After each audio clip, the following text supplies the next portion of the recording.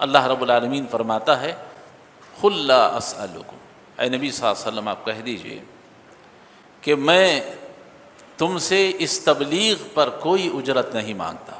اللہ کے نبی صلی اللہ علیہ وسلم جو تبلیغ کرتے تھے، دعوت کا کام کیا کرتے، الا المودۃ فی القربى، مگر میں اتنا چاہتا ہوں تم مجھے صرف اتنی چیز دے دو، الا المودۃ فی القربى، کہ تم میرے گھر والوں سے محبت کرنے والے بن جاؤ، یا جن سے میں محبت کرتا ہوں تم مجھ سے محبت کرنے والے بن جاؤ۔ حدیث میں آتا ہے اللہ کے نبی صلی اللہ علیہ وسلم چادر اوڑے ہوئے تھے، آپ صلی اللہ علیہ وسلم اپنے گھر والوں کو لے آئے، حضرت علی کو بلایا، حضرت فاطمہ کو بلایا، حضرت حسن کو بلایا، حضرت حسین رضی اللہ تعالی علیہ اجمعین ان کو بلایا، اور آپ صلی اللہ علیہ وسلم نے اپنی چادر اتار کر ان پر ڈال دی اور فرمایا اللہم ہؤلاء اہل بیتی، کہا اللہ یہ میرے گھر والے ہیں، میں ان گھر والوں کے ساتھ حاضر ہو چکا ہوں۔ عیسائی آپس میں مشورہ کرنے لگے آخر کریں تو کیا کریں، کیا اللہ کے نبی سے مباہلہ کریں یا بھاگ جائیں؟ مشورہ ہوا، کہا ہم جانتے ہیں کہ محمد یہ جو رسول ہے یہ اللہ کا سچا رسول ہے جس کا ذکر ہماری کتابوں میں لکھا ہوا ہے، اگر ہم نے اس سے مباہلہ کیا قسم خدا کی نہ ہمارے بچے بچیں گے، نہ ہماری بیویاں بچیں گی، نہ ہم بچیں گے، سب کو اللہ ہلاک کو برباد کر دے گا، اس لیے کہ یہ اللہ کا سچا رسول۔ نبی نے کہا اے میرے صحابہ اب میرا وقت قریب ہے، اب میرے رخصتی کا وقت ہو رہا ہے، میں تمہارے درمیان میں دو چیزیں چھوڑ کر جا رہا ہوں۔ آپ صلی اللہ علیہ وسلم نے خطبے میں فرمایا میں تمہارے درمیان میں ایک کتاب چھوڑ کر کے جا رہا ہوں، اگر اس کتاب کو تھام لوگے کبھی گمراہ نہیں ہوگے، اس کتاب کو مضبوطی کے ساتھ تھامے رکھا۔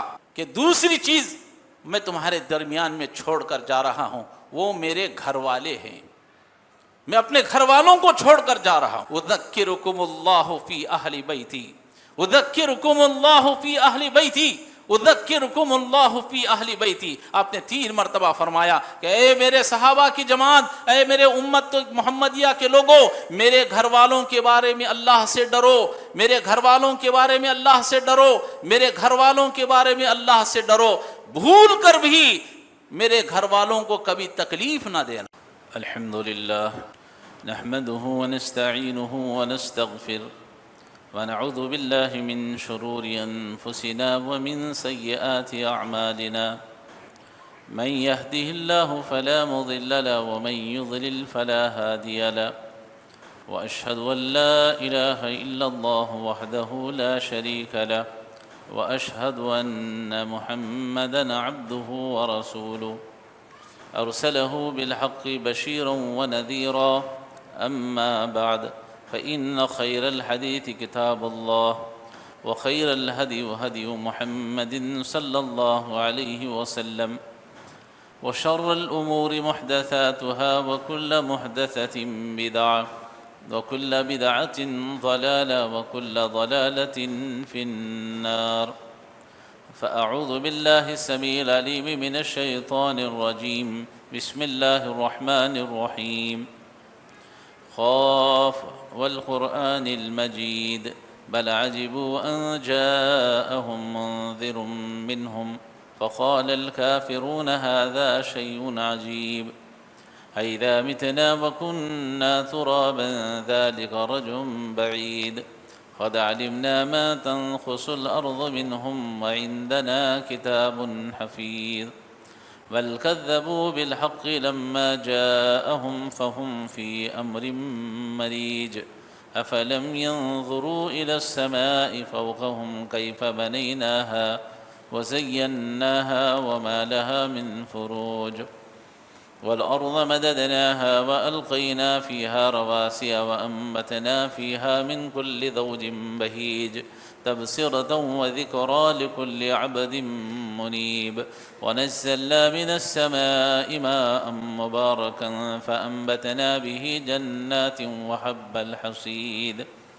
والنخل باسقات لها تنع النزيد رزقا للعباد وأحيينا به بلدة ميتا كذلك الخروج قال الله تبارك وتعالى في موضع آخر بسم الله الرحمن الرحيم قل لا اسألكم علیہ اجرا الا المودۃ فی القربى۔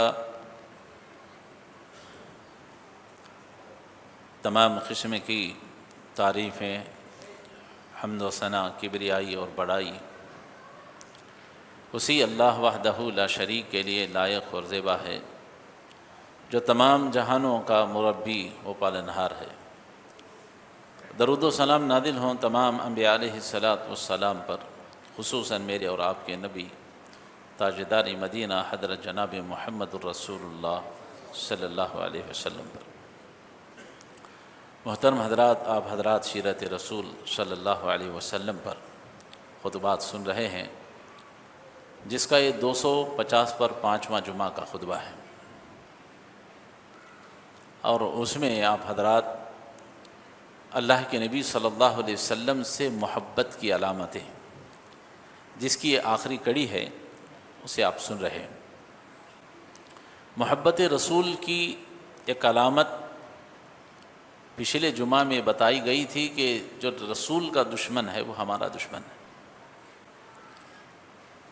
اب ایسے ہی محبت رسول کی ایک علامت یہ ہے کہ رسول اللہ صلی اللہ علیہ وسلم جس سے محبت کریں، ہم بھی اس سے محبت کرنے والے بن جائیں۔ اب سوال یہ ہے کہ اللہ کے رسول صلی اللہ علیہ وسلم کن سے محبت کیا کرتے؟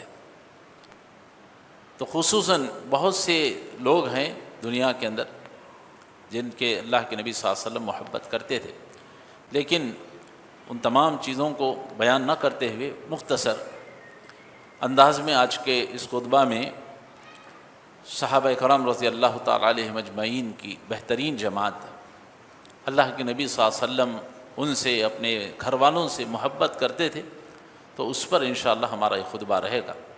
آئیے جو آیت کریمہ آپ کے سامنے پڑھی گئی ہے، اللہ تعالی ہم سب کو اس کو سننے کی، سمجھنے کی اور اس پر عمل کرنے کی توفیق عطا فرمائے، آمین۔ اللہ رب العالمین فرماتا ہے قل لا اسألکم، اے نبی صلی اللہ علیہ وسلم آپ کہہ دیجئے کہ میں تم سے اس تبلیغ پر کوئی اجرت نہیں مانگتا۔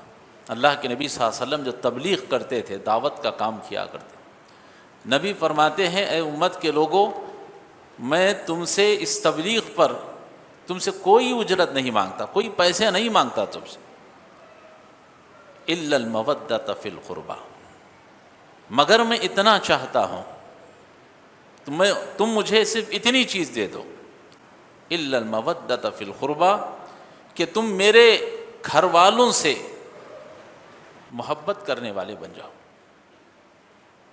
کیا کہا اللہ کے نبی صلی اللہ علیہ وسلم نے؟ قرآن کی آیت ہے، اللہ اپنے نبی سے کہلوا رہا ہے کہ اے نبی آپ کہہ دیجئے کہ میں تم سے اس تبلیغ کے پیسے نہیں مانگتا، بس میں تم سے اتنا چاہتا ہوں کہ تم میرے خاندان والوں سے محبت کرو، یا جن سے میں محبت کرتا ہوں تم اس سے محبت کرنے والے بن جاؤ۔ تو یہ محبت رسول کی علامت یہ ہے کہ رسول اللہ صلی اللہ علیہ وسلم جن سے محبت کرتے تھے، ہم بھی ان سے محبت کرنے والے بن جائیں۔ اللہ تعالی ہم سب کو اس پر عمل کی توفیق عطا فرمائے۔ اللہ کے نبی صلی اللہ علیہ وسلم کن سے محبت کرتے تھے؟ حدیث کے اندر بیان کیا گیا، جب یہ آیت کریمہ نازل ہوئی، صحابہ کرام رضی اللہ تعالی علیہم اجمعین کی جماعت اللہ کے رسول کی خدمت میں حاضر ہوئی اور پوچھا یا رسول اللہ، ذرا آپ تو یہ تو بتا دیں، آپ نے کہا کہ میرے گھر والوں سے، اہل بیت اسے کہا جاتا ہے، اہل بیت، تو آپ کہہ رہے ہیں کہ اہل بیت ان سے محبت کی جائے، ذرا یہ تو بتا دیں کہ آپ کے اہل بیت کون ہیں، آپ کے گھر والے کون ہیں۔ اہل بیت ایک پیور اردو ہے، میں عام اردو میں لفظ استعمال کر رہا ہوں سمجھنے کے لیے آپ کو۔ اہل بیت کہتے ہیں گھر والے کو، اللہ کے نبی صلی اللہ علیہ وسلم کے گھر والے۔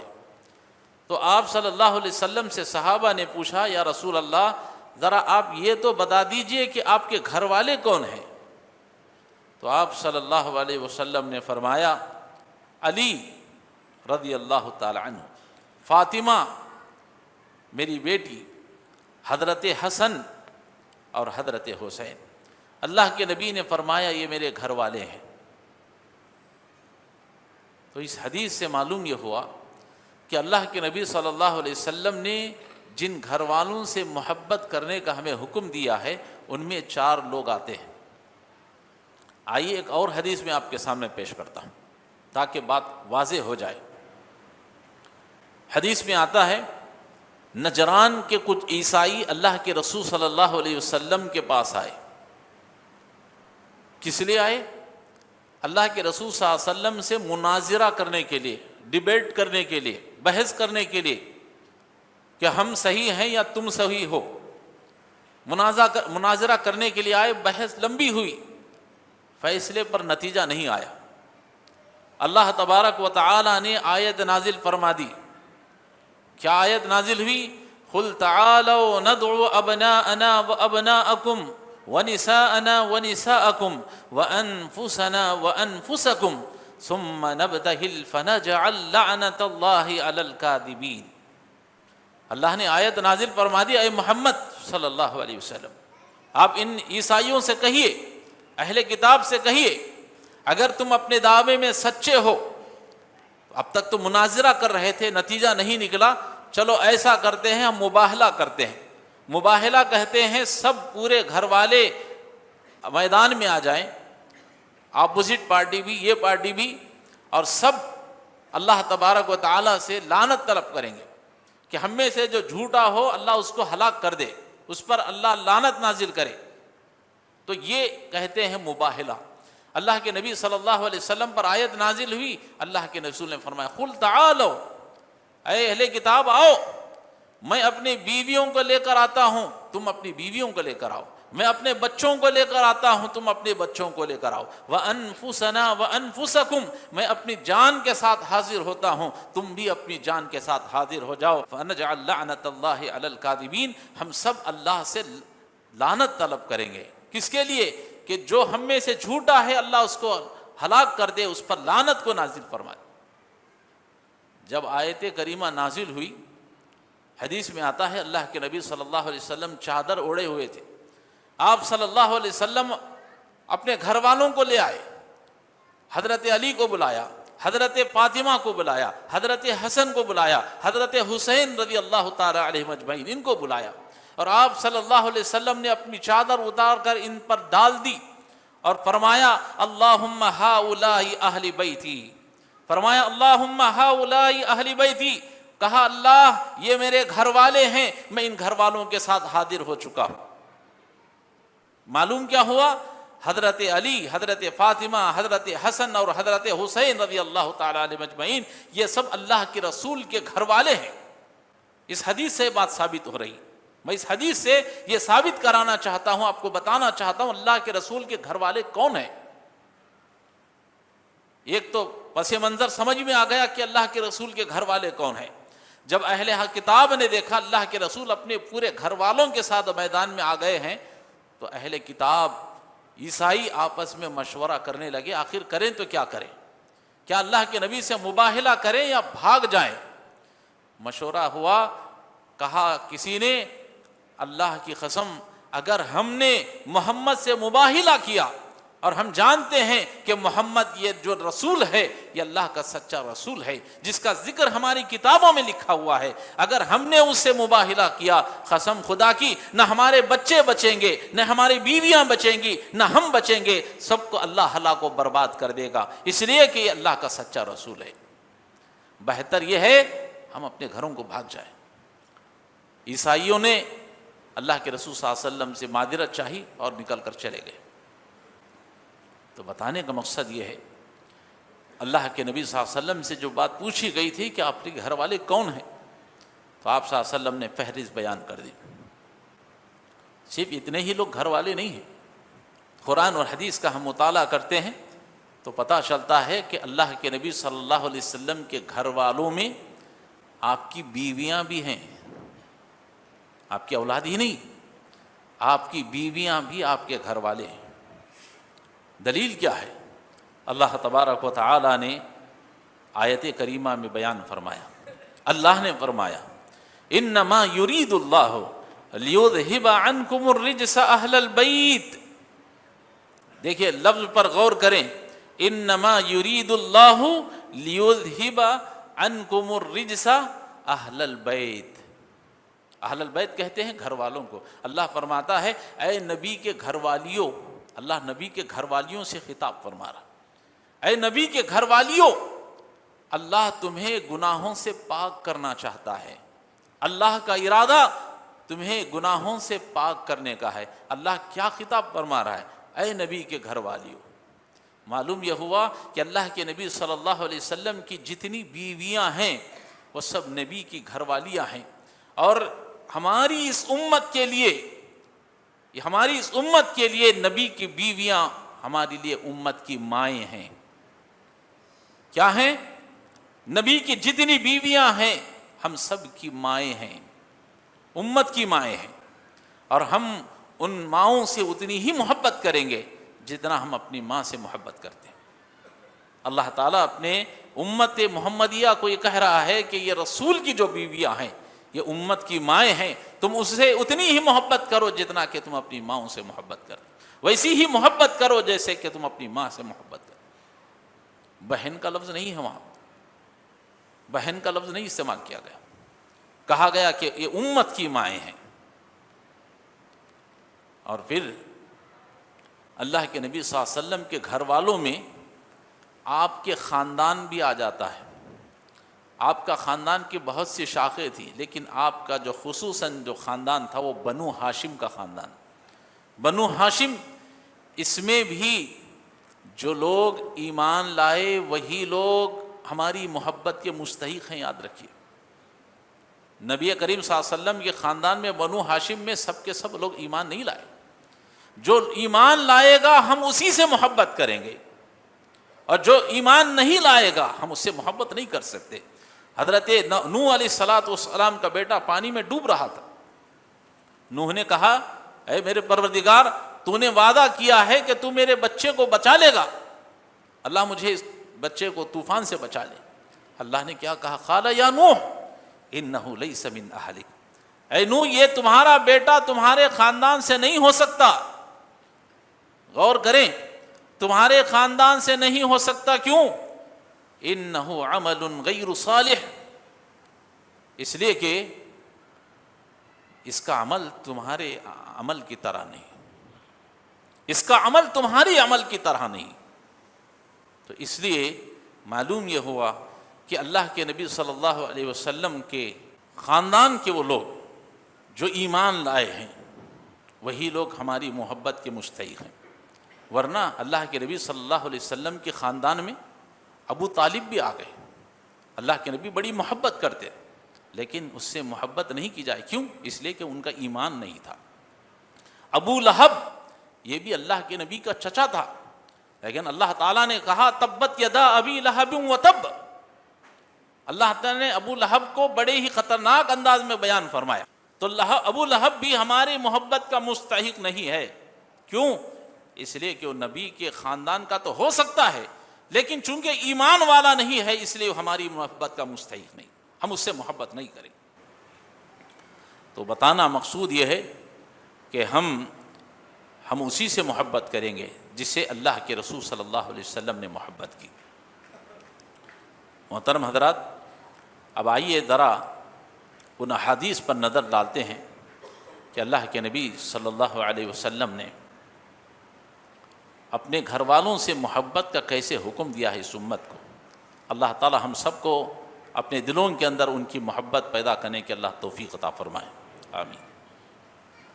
اللہ کے نبی صلی اللہ علیہ وسلم ایک جگہ پر فرماتے ہیں اللہم انی احبھا فاحبھا. اللہ کے نبی صلی اللہ علیہ وسلم کہتے ہیں کہ حضرت حسن اور حسین کے بارے میں، اے میرے پروردگار میں ان سے محبت کرتا ہوں. اللہم انی احبھا فاحبھا. اے میرے پروردگار بے شک میں ان سے محبت کرتا ہوں، تو بھی ان سے محبت فرما. اور جو ان سے محبت کرتا ہے اللہ تو بھی ان سے محبت فرما. ہمیں کس سے حکم دیا جا رہا ہے وہ محبت کا؟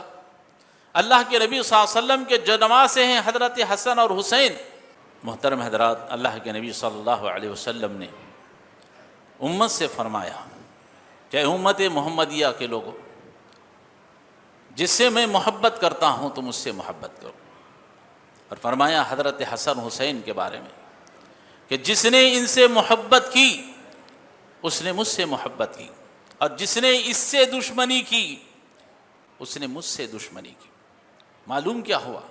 معلوم یہ ہوا کہ حضرت حسن اور حسین سے محبت کرنا یہ ہمارے ایمان کا تقاضا ہے، اللہ کے رسول صلی اللہ علیہ وسلم سے محبت کی علامت ہے، لہذا ہم اور آپ کو حضرت حسن اور حسین سے محبت کرنی چاہیے۔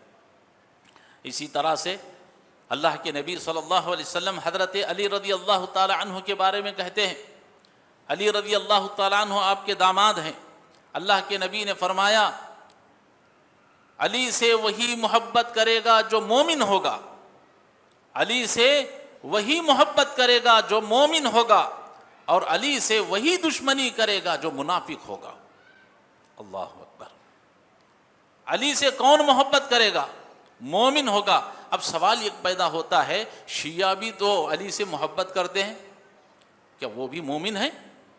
یاد رکھیے، محبت سنت کے مطابق ہوگی، محبت سنت کے عقیدے کے مطابق ہے تو اس محبت کو تسلیم کیا جائے گا۔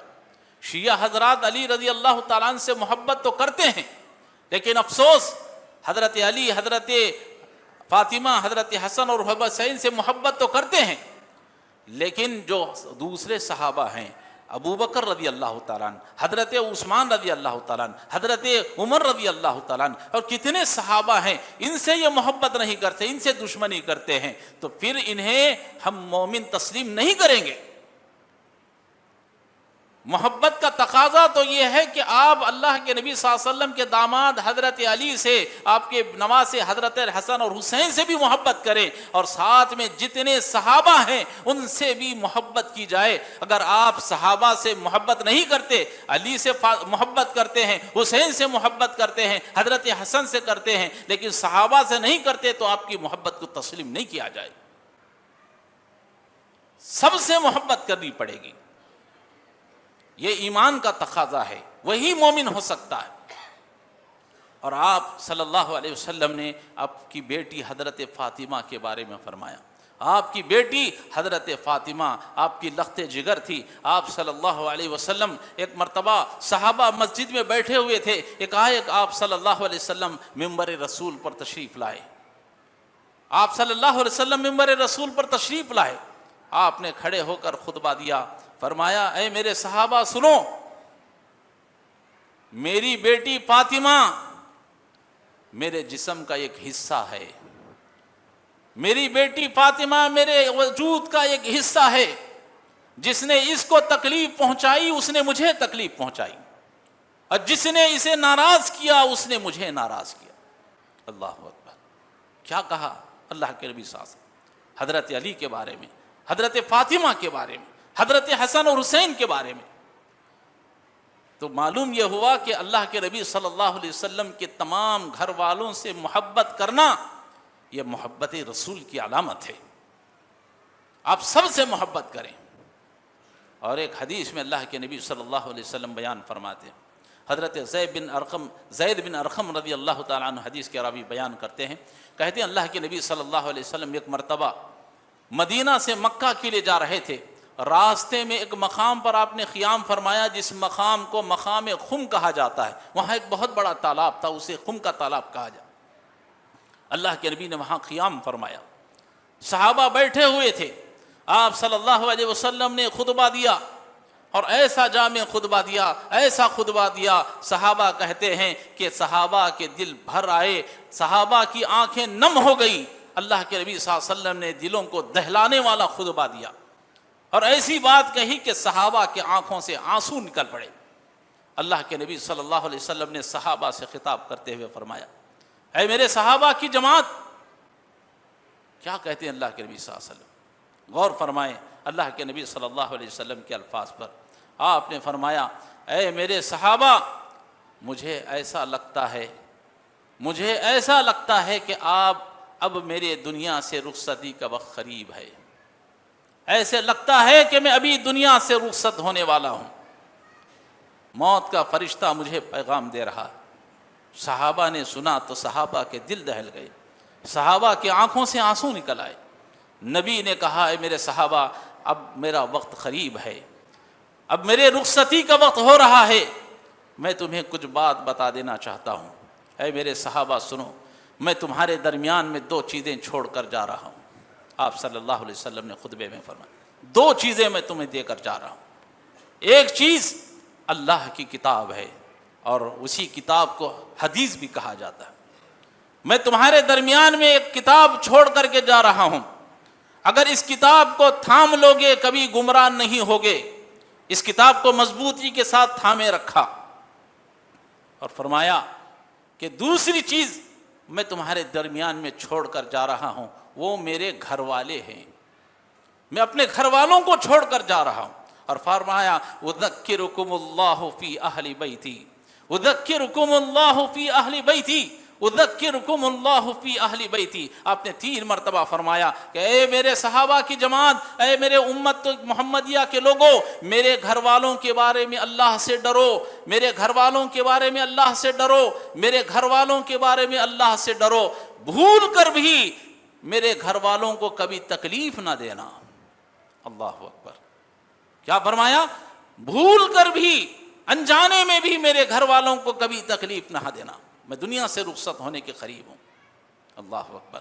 لیکن اس امت کی ایک جماعت نے اللہ کے نبی صلی اللہ علیہ وسلم کے اسی خاندان کے بارے میں جب فرمایا یہ میرے گھر والے ہیں, ان کو تکلیف نہ دینا, لیکن ایک بڑی جماعت نے اس امت کی اللہ کے نبی صلی اللہ علیہ وسلم کے ان صحابہ کو تکلیف پہنچائی. حضرت عثمان رضی اللہ تعالیٰ عنہ کو شہید کر دیا گیا, حضرت علی رضی اللہ تعالیٰ عنہ کو شہید کر دیا گیا, حضرت حسن رضی اللہ تعالیٰ عنہ کو زہر دے کر شہید کر دیا گیا, حضرت حسین رضی اللہ تعالیٰ عنہ کو کربلا کے میدان میں شہید کر دیا گیا. اللہ اکبر. نبی نے کیا کہا؟ میں ان سے محبت کرتا ہوں, بھول کر بھی میرے ان صحابہ کو تکلیف نہ دینا, بھول کر بھی میرے گھر والوں کو تکلیف نہ دینا, میں تمہیں اس معاملے میں اللہ سے ڈراتا ہوں.